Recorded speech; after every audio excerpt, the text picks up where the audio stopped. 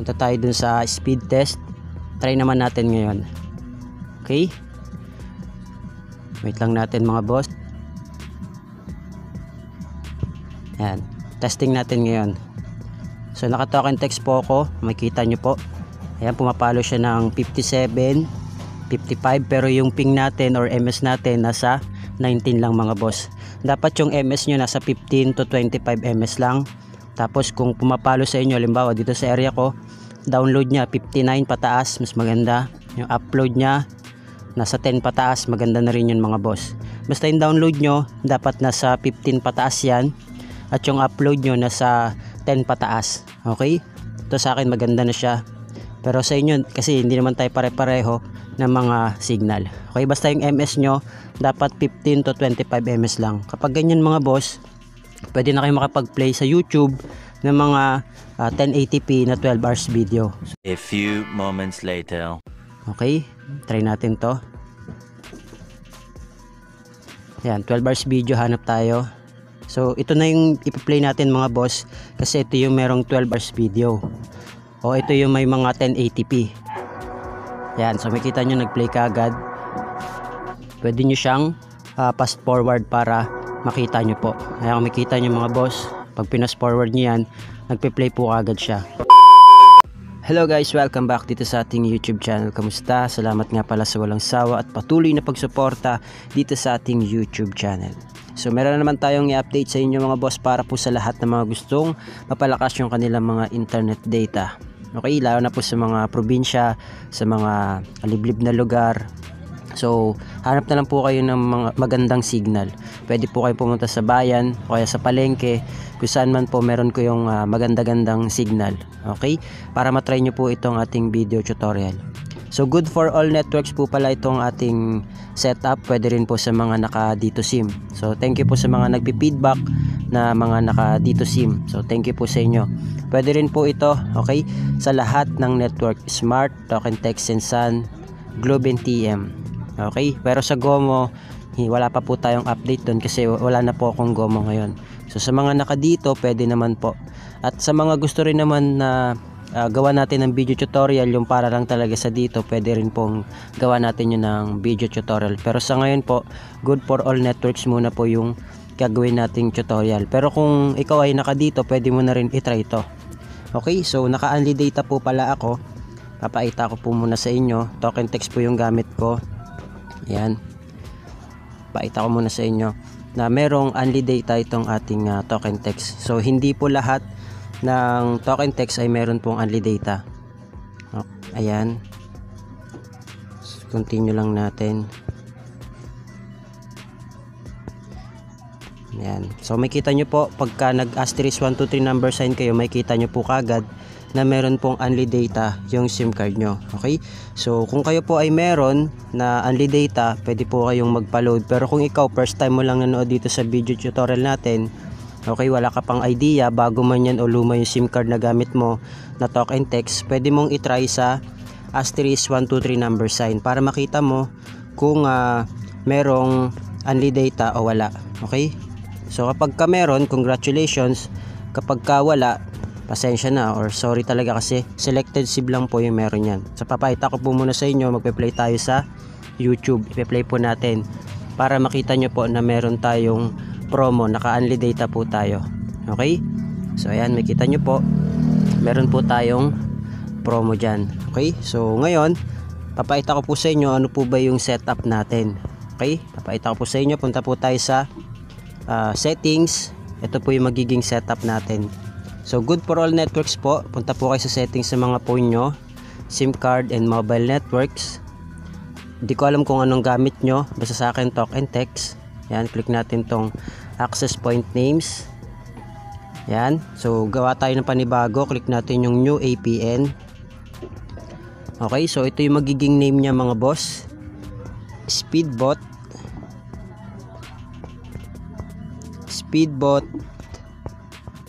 Gen X 4.1. Ayan po yung magiging name niya. Pagaya na lang po dyan sa screen. Click natin yung OK. Yung kanya namang APN, ito po yung kanyang APN. SB 5G at 4.0. Yan na. Yan yung APN niya mga boss. SB 5G at 4.0. Click natin yung OK. Then, dito naman tayo sa username mga boss. Ito yung magiging username niya. Speed. Okay, Speedbot 24 or 2024. Yan, Speedbot 2024. Okay, tapos yung password niya mga boss, lagay nyo dyan. At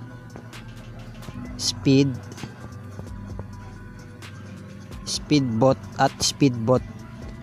APN. Okay, yan po ilalagay nyo. Napapflash na natin sa screen at Speedbot APN. Click natin yung OK. Tapos yung kanyang server mga boss, magiging ito yung server niya. www.google.com. Okay, pagaya na lang po sa screen. Click natin yung OK. Then punta tayo sa authentication type. Authentication type niya mga boss, naka pop or chop. Click nyo lang po yan. Yung sa APN natin, di na po natin gagalawin yan. Wala po tayong isa-setup dyan. Diretso tayo dito sa APN protocol. Lagay nyo lang dyan IPv4, IPv6. Ganun din sa kanyang APN roaming protocol. Nakaganon din po IPv4, IPv6. Tapos dito mga boss, panoorin nyo po mabuti. Sa bearer, papalitan po natin yung bearer natin. Tatanggalin po natin yung unspecified. Okay? So ngayon tong video tutorial natin, wala po yung unspecified. Ito po yung lalagay natin. LTE, HSPOP, UMTS, yung Edge, GPRS, EHRPD, at 1XRTT. Okay? Yan po yung ilalagay nyo. Panoorin nyo po mabuti. Ulitin natin. LTE, HSPOP, UMTS, Edge, GPRS, EHRPD, tsaka 1XRTT. Okay? So, panoorin nyo na lang po itong video tutorial natin para makuha nyo po. Then click natin yung OK. Then click more. Then save natin. Kapag na-save nyo na, click nyo po yung ginawa nyong APN. So click natin yung APN na ginawa natin. Then saka tayo mag airplane mode ng kahit na 5 to 10 seconds. Okay, mas matagal, mas maganda. Okay, para nare-refresh yung data nyo. So balik natin. Punta tayo dun sa speed test. Try naman natin ngayon. Okay? Wait lang natin mga boss. Yan. Testing natin ngayon. So naka-talk and text po ako. Makikita nyo po. Ayan, pumapalo siya ng 57, 55. Pero yung ping natin or MS natin nasa 19 lang mga boss. Dapat yung MS nyo nasa 15 to 25 MS lang. Tapos kung pumapalo sa inyo, halimbawa dito sa area ko, download niya 59 pataas, mas maganda. Yung upload niya nasa 10 pataas, maganda na rin yun mga boss. Basta yung download nyo, dapat nasa 15 pataas yan. At yung upload nyo nasa 10 pataas. Okay? Ito sa akin maganda na siya.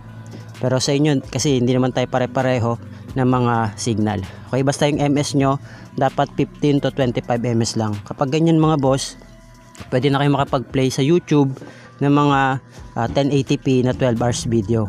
So, try natin sa YouTube. Okay? Try natin to. Yan, 12 hours video, hanap tayo. So, ito na yung ipi-play natin mga boss. Kasi ito yung merong 12 hours video. O, ito yung may mga 1080p. Yan, so makita nyo nag-play ka agad.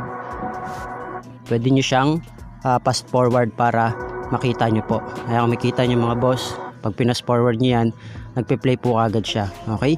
So, pa-feedback na lang po kung working po sa inyo or hindi itong video tutorial natin. Okay? Makakapag-play yan ng mga 10 hours video o 1080p na 12 hours video. Okay? So, feedback na lang po kayo kung working po sa inyo or hindi. So, yun lang. Thank you. God bless. See you on my next video.